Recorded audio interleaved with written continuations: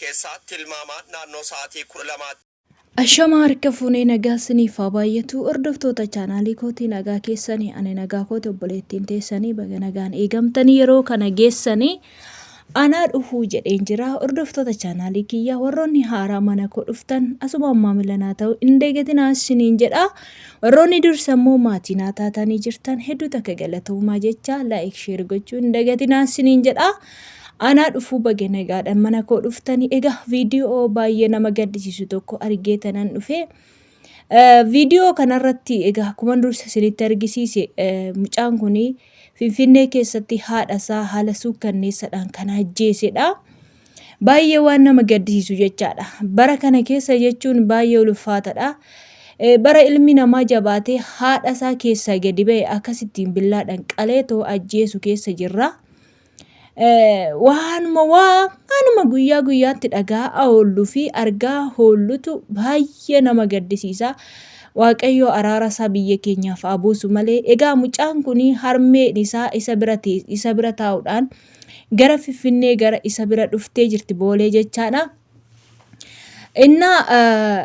Nama mucaan kun jechaadha nama yookiin dhugee maxaxii yookiin qaamee jechaadha.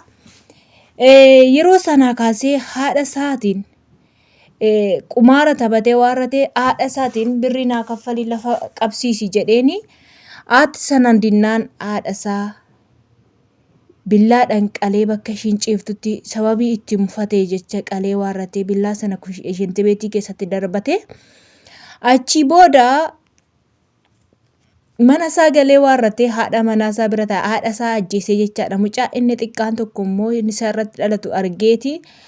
Yeroo du'uu ishee harmee isaa argu inni boo'ee iyyinaan achumarraan inni kun inni ajjeese kun akkuma nama kaaniyyuu iyyee boo'ee haadha koo maaltu ajjeese jedhe harka isaatiin qalee jechaadha.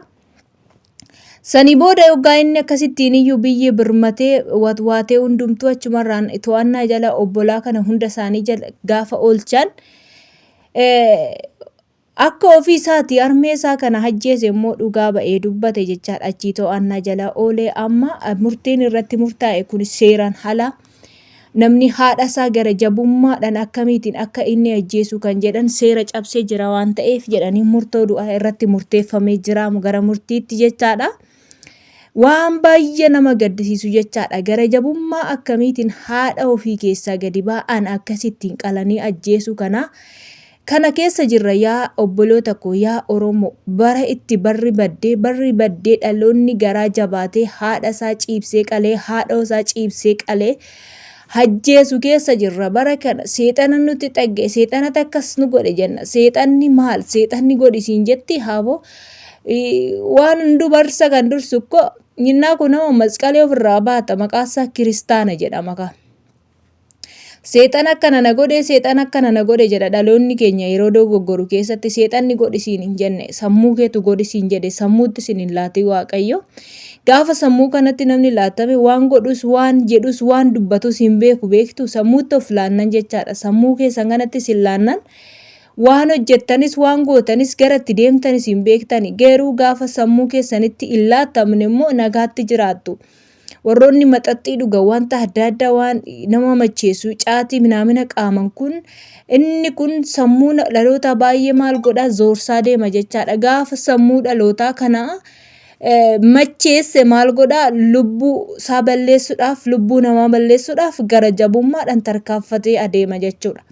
Kanaaf bara akkanaa kana keessa dhaloonni keessattuu maxaxii dhugdan abbaan manaa keessanis haa ta'u warroonni sagalee koo dhaggeeffattan ijoolleen dhiiraas yoo ta'e warroonni gaa'ela qabdanis yoo ta'e maxaxii hin dhuginaas siniin jedha. Gaaf tokko dogoggortanii waan hamaa hojjettu waan ta'eef waan hamaa kana hojjechuurraa immoo dirqama maxaxii sin macheessu sammuu keessan of wallaalchisu hin dhuginaayi. Yookaan hin qaaminaa siin jedha. Caatii warri qaamtanis hin qaaminaa innis sammuu keessan of wallaalchisa siniin jedha. Egaa maal godhu miti harmee tanaa boqonnaa ishiidhaaf haa kennu mucaa kana immoo ani hin beeku. Gara jabummaa akkamii akka haadha isaa kana qalee akkasittiin ajjeese jechaadha. Namni ijoollee re'een taane haadha ofii hoggaa billaatti fudhatanii billaadhaan morma ishii qalamee maaltu isinitti dhaga'ama? armee sana keessaa gadi baate gara jabeessa akkanaa kana ta'uu rabbiin nama baasu. Akkanaa kana dhugaa waaqayyoo dhalootumaa kaasee namoota keessa zarii keessan keessatti waan akkanaa kun hin dhaga'amini, waan ciggisiisaa waan fokkisaadha. Tokkos dheengaddaa ilmoo isaa ajjeese jechaadha. Ani maal keessa akka jirru bar waa'een Itoophiyaa kanaa baay'ee tokko dhugaa rabbiiti nama dhiba jechaadha. Biyyoota Arabaa kana keessatti ilaalamee ijoollee yoo akkamiyyuu ta'e isaan wal jaallatu wal kabaju hadduu walitti fuudhanii yookaan wal ajjeesuu hin barbaadan. Isaan keenya gara jabummaa akkamiitiin akkasittiin akka wal fixan garuu rabbiin haa beeku. Kanaaf kuni badiidha, kuni bakka horiisuu waaqayyooti sinii jedha. Horiisutu akkas nu gochaa jira. Dhaloonni akka jabaatee haadhasaa, obbolaasaa, lammiisaa akka inni ahaduu itti fudhatu godhee jira. Kanaaf araara nuuf haa godhu waaqayyo siniin jechuun barbaada. Hordoftoota chaanaalii kootii baay'ee tokko garaan koo nagaddee waanuma arginuu fi dhageenyuttu baay'ee tokko keessi keenya nu rukutamee nu gaddee jira. Haadha isaatiif boqonnaa haa kennu. Isa immoo kan murtoo rabbiin itti murteesse isaa haa fudhachiisu siniin jedha. Kanaaf waan dhaggeeffattanii yeroo keessan kennitanii galatoomaa siniin jedha. Balaa akkanaa sinillee sinaa oolchu, fira keessan haa oolchu. Like share gochuun dagatina, maamila koo ta'uun dagatina. Waan dhaggeeffattaniif hedduu takka galatoomaa siniin jedha. Oromoo marti keessanuu biyya keessa haala kan jirtan baay'ee kanan jaaladhu, baay'ee kanan sin kabaju.